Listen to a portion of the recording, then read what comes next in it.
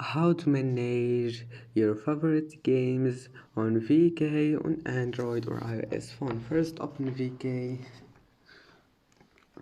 and then click on your profile here in top corner and then click these 3 points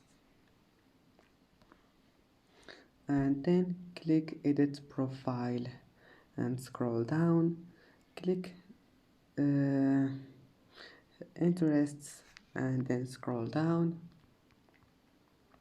and here is it, favorite games.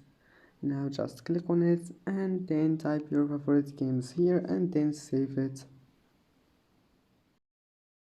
And that's it for today's video. If you like this video, please don't forget to like and don't forget to subscribe, and thank you for watching this video until the end, and see you in the next video.